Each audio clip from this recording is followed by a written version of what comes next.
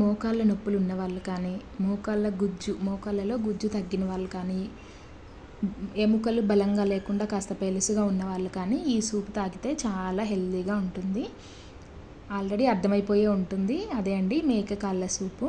ఇది చేసుకోవడం చాలామంది కష్టం అనుకుంటారు, కానీ చాలా సింపుల్గా ఇంట్లో ఉండే ఇంగ్రీడియంట్స్తోనే కొన్ని మసాలాలు వేసుకొని చాలా లైట్ మసాలాతో చేసుకోవచ్చు. ఈవెన్ పిల్లలు కూడా తాగేంత సింపుల్గా, అంత టేస్టీగా, అంత మైల్డ్ మసాలాతో ఉంటుంది.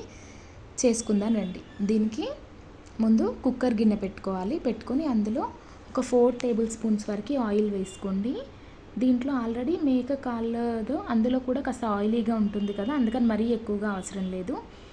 ఆయిల్ కాస్త హీట్ అయిన తర్వాత అందులో మసాలా వేసుకోవాలి. గరం మసాలా, ఒక బగారాకు, 1/2 టీ స్పూన్ వరకు షాజీరా, ఒక లవంగా, ఒక ఇలాచి, ఒక 1 ఇంచ్ వరకు దాల్చిన చెక్క. ఇంతే, ఈ మసాలానే సరిపోతుంది, ఇంకా ఏమీ అవసరం లేదు.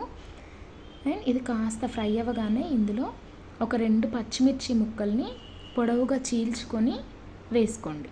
అంతే, ఎక్కువగా ఏమీ అవసరం లేదు. మీరు పచ్చిమిర్చి ఫ్లేవర్ ఎక్కువ కావాలి అంటే కారానికి బదులుగా పచ్చిమిర్చి పేస్ట్ కానీ, పచ్చిమిర్చి కానీ యూజ్ చేసుకోవచ్చు. నేను మాత్రం ఇక్కడ 2 పచ్చిమిర్చి మాత్రమే యూజ్ చేశాను. అలాగే ఇందులో ఒక పెద్ద సైజు ఆనియన్ని చిన్న ముక్కలుగా కట్ చేసి వేసుకోవాలి. మీకు కావాలి అంటే ఆనియన్ పేస్ట్ కూడా యూజ్ చేసుకోవచ్చు ఇందులో, ఆనియన్స్కి బదులుగా.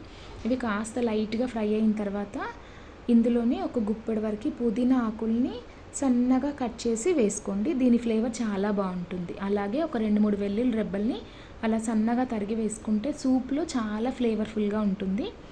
అలాగే ఇందులోనే ఒక 4-5 మిరియాలని కూడా కచ్చాపచ్చాగా దంచి వేసుకోవాలి.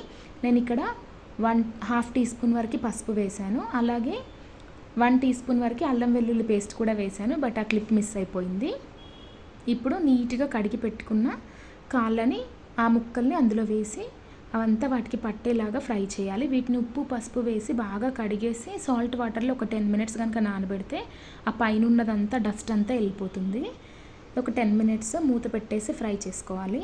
10 మినిట్స్ తర్వాత చూడండి, ఆ లోపల ఉన్న ఆనియన్ కూడా బ్రౌన్ కలర్కి అయిపోయింది. అలా ఉంటేనే ఫ్లేవర్ అంతా దీనికి పట్టేస్తుంది. అలాగే ఆ కాళ్ళు కూడా, ముక్కలు కూడా కాస్త పైన స్కిన్ అంతా ఫ్రై అయినట్టుగా అవుతేనే దాని స్మెల్ డిఫరెంట్గా ఉంటుంది, బాగుంటుంది.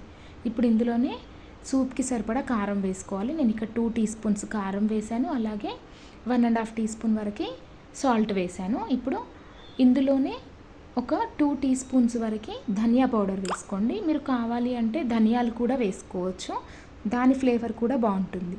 ఇప్పుడు ఇదంతా ఆ ముక్కలకి పట్టేలాగా నీట్గా కలిపేసుకోవాలి.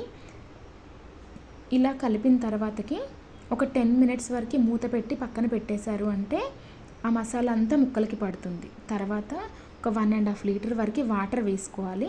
వాటర్ ఎక్కువగా ఉంటే ఏంటి అంటే మనకి సూప్ ఎక్కువగా వస్తుంది. అలాగే ఆ విజిల్ రావడం వల్ల కూడా సగం వాటర్ పోతుంది, కాబట్టి మనకి వాటర్ క్వాంటిటీ కొంచెం ఎక్కువగా తీసుకోవాలి. ఇప్పుడు విజిల్ మూత పెట్టేసుకొని ఒక 10 to 12 విజిల్స్ వచ్చేంత వరకు సిమ్లోనే రావాలి. అప్పుడైతేనే ఆ బోన్స్లో ఉన్న సారం అంతా దిగుతుంది అందులో.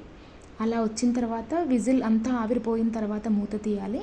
చూడండి, సగం వరకు వాటర్ ఎగిరిపోయింది. ఇప్పుడు ఇలాగే ఒకసారి కలిపేసుకొని మూత పెట్టేసుకొని, నార్మల్ మూత పెట్టేసుకొని సిమ్లో పెట్టేసి ఒక 15 మినిట్స్ వరకు ఉడికించారు అని అంటే చాలా బాగా టేస్టీగా తయారవుతుంది. అంతే. మీకు ఈ వీడియో కనుక నచ్చినట్టయితే please like, share and subscribe.